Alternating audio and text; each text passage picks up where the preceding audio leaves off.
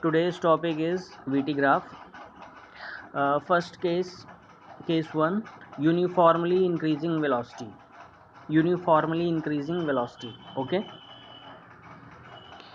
In this VT graph, इसमें देखिए time जो आपको गिवन है वो मिनट्स में गिवन है और वेलोसिटी जो है वो मीटर पर सेकंड में गिवन है। ठीक है, तो आप देखिए फर्स्ट 10 मिनट में जो वेलोसिटी है वो 10 मीटर पर सेकंड है और नेक्स्ट 15 मिनट बाद जब आप 15 मिनट्स में जब आप देखते हैं तो वेलोसिटी 20 मीटर पर सेकंड है। ठीक है, तो देखिए दो पॉइंट्स हैं हम लोगों के पास। तो एक जो इंटरवल है हमारे पास वो आपका 0 to 10 वाला है और दूसरा इंटरवल 10 to 15 वाला है। ठीक है, तो 0 to 10 वाले इंटरवल में हमें इसका एक्सेलरेशन जो स्लोप है वो अगर हम फाइंड करते हैं, ठीक है, वीटी ग्राफ का जो एक्सेलरेशन होता है, वीटी ग्राफ का एक्सेलरेशन m, यही उसका स्लोप होता है, m ही आपका स्लोप होता है। स्लोप इक्वल टू क्या होता है, y/x, और ये हमको क्या देता है, एक्सेलरेशन। क्या देता है, एक्सेलरेशन। तो एक्सेलरेशन इक्वल टू tan θ 1, और tan θ 1 हम कहाँ से कहाँ कैलकुलेट कर रहे हैं, 0 से लेकर के 10 मिनट तक कैलकुलेट कर रहे हैं। तो ये हो गया आपका y, इतना 10 मिनट तक है ना, तो ये y हो गया और ये आपका x हो गया। ठीक है, ये देखो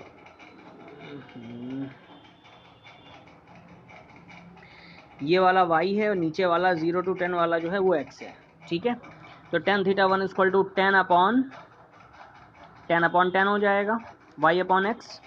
ठीक है, और 10 मिनट्स को क्या करोगे, कन्वर्ट करोगे 60 सेकंड से मल्टीप्लाई करो तो सेकंड में कन्वर्ट हो जाएगा, तो 1/60 मीटर पर सेकंड स्क्वायर आ जाएगा। ऐसे ही आपका जो A2 कैलकुलेट करोगे तो A2 के लिए ये इंटरवल आपको चाहिए, हम जो इंटरवल ले रहे हैं 10 to 15 मिनट का इंटरवल ले रहे हैं। ठीक है, तो इसमें ये जो y वाला टर्म है, ये आपका y तो केवल इतना ही है ना, तो y देखो क्या है, इधर ये 20 है, इधर ये 10 है, तो 20 माइनस 10 ये हो जाएगा 10। देखो A2 20 माइनस 10 अपॉन क्या होगा, ये वाला इंटरवल केवल इतना, तो केवल इतना कितना है, इधर ये 15 है और इधर ये 10 है, तो केवल ये इतना हमको चाहिए।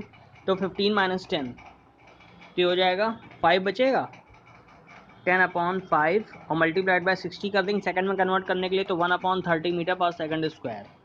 ठीक है, अब देखो तो आप इसको चेक कर सकते हो, तो 1/30 जो है वो ग्रेटर होगा 1/60 से, तो A2 is greater than A1, यानी कि जो एक्सेलरेशन है वो कंटिन्यूसली क्या हो रहा है, इंक्रीज़ कर रहा है।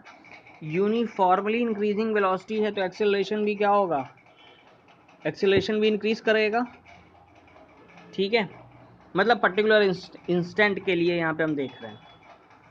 तो अगर यूनिफॉर्म इंक्रीज वेलोसिटी है तो इसका अगर हम इसको वीटी ग्राफ को अगर हम एटी ग्राफ में कन्वर्ट करते हैं तो ग्राफ कैसा आएगा, देखो since velocity is increasing uniformly, आप ध्यान दीजिएगा।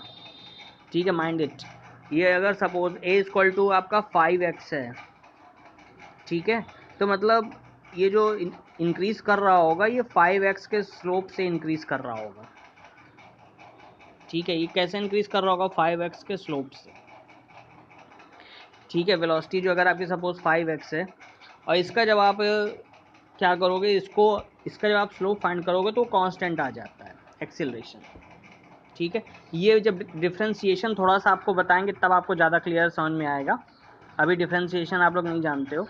ठीक है, तो velocity is increasing uniformly so A is constant. अब देखो कैसे, ये आपने 0 to 10 मिनट्स के लिए निकाला था तो एक्सेलरेशन कितना आ रहा था, 1/60, और उधर जब आपने 10 to 15 मिनट्स के लिए निकाला तो एक्सेलरेशन कितना आ रहा है, 1/30। ठीक है, तो 0 to 10 के लिए जो एक्सेलरेशन है वो 1/60 है और 10 to 15 मिनट के लिए जो एक्सेलरेशन है वो 1/60, मतलब इस पीरियड के लिए ये कांस्टेंट एक्सेलरेशन है। ठीक है, बात समझ में आ रही ना। अगर अगर वेलोसिटी जो है यूनिफॉर्मली इंक्रीजिंग हो रही है तो उसका जो एक्सेलरेशन होगा कांस्टेंट होगा ड्यूरिंग दैट इंटरवल।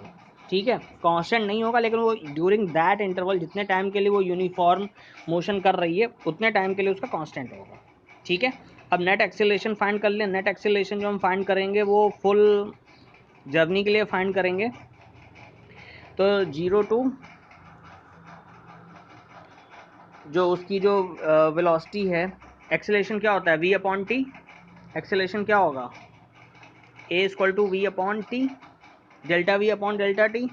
तो देखो वो क्या था 20 था, तो 20 इधर 0 था, तो 20 माइनस 0 अपॉन टी, टी कितना है, टी आपका 15 माइनस 0 मल्टीप्लाइड बाय 60 सेकंड में कन्वर्ट करने के लिए, तो ये आपका 4/3, ठीक है, ये हो गया 15, तो 1/45 मीटर पर second square for entire graph.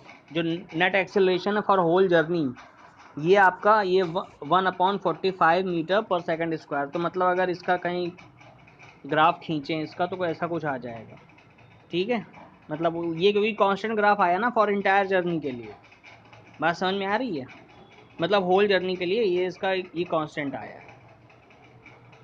लेकिन अभी जो हम बात कर रहे हैं, बात इसके लिए कर रहे हैं, देखो ये इसका वीटी ग्राफ ऐसा है, तो इसका एक्सेलरेशन कांस्टेंट, ठीक है, ये एटी ग्राफ इसका कांस्टेंट। लेकिन अगर पर्टिकुलर इंटरवल के लिए बात करते हैं तो देखो ये इस टाइप का आ रहा है, ठीक, मतलब दोनों इफेक्ट आ रहे हैं इसमें। केस टू देखिए, नॉन यूनिफॉर्मली इंक्रीजिंग वेलोसिटी। अब वेलोसिटी क्या हुआ है, वो नॉन यूनिफॉर्मली इंक्रीज कर रही है। मतलब ये जो ग्राफ है, ये जो आप इसमें, उसमें क्या था, उसमें लीनियर था कर्व, ठीक है, इसमें कर्व लीनियर नहीं है, इसमें कर्व इस तरीके है, ठीक, मतलब नॉन लीनियर है। तो एक तरीका तो ये है, आप ऐसे देख सकते हो कि इस पर आप क्या करो, स्लोप देखो, इस पॉइंट पे स्लोप देखो, इस पॉइंट पे स्लोप देखो, तो स्लोप कंटिन्यूसली इंक्रीज कर रहा है, तो एक्सेलरेशन भी इंक्रीज करेगा यूनिफॉर्मली, ठीक है, बात समझ में आ गई। जैसे कि अब देखो क्या हो रहा है, तो ये आपका वीटी ग्राफ है, तो 0 to 10 के लिए इसकी जो वेलोसिटी है वो 10 मीटर पर सेकंड है, और 15 के लिए इसकी वेलोसिटी 20 मीटर पर सेकंड है। तो देखो 0 to 10 के लिए इसका एक्सेलरेशन यहाँ तक ऐसे था 1/60, और 10 to 15 के लिए इसका एक्सेलरेशन ये था 1/30। तो हम क्या करेंगे, ये ऐसे ही इसको मिला देंगे, ठीक है, इन दो पॉइंट्स को, क्योंकि ये नॉन यूनिफॉर्म है तो इसको हम ऐसे मिलाएंगे, ठीक, ये हमारा ये ग्राफ आएगा।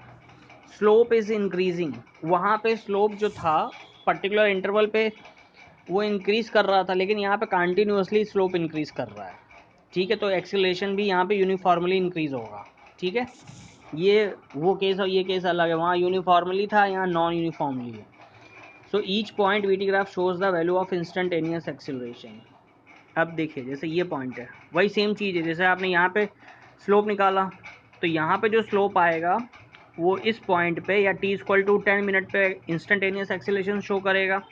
ऐसे ही जो 15 पे आप निकालोगे वो t = 15 पे इंस्टेंटेनियस एक्सेलरेशन शो करेगा, ठीक है। बेसिकली जैसे ये ग्राफ है तो इसकी इक्वेशन y = x² होती है, तो नॉन लीनियर है, ठीक है। अभी आप लोगों ने एक्चुअली ये सब चीज़ें पढ़ी नहीं है, इसलिए हम डिस्कस नहीं कर रहे हैं यहाँ पे। ये पैराबोला की इक्वेशन होती है, तो आप इसका अगर डिफ्रेंशिएट करोगे तो dy/dx = आता है 2x, ठीक है, तो 2x स्लोप से ये इंक्रीज़ करेगा। एक दिन हम डिफ्रेंशिएशन पढ़ाएंगे तब आपको बहुत सी चीज़ें क्लियर होंगी उसी से। अभी फ़िलहाल आप बेसिक्स से समझिए चीज़ों को, ठीक है।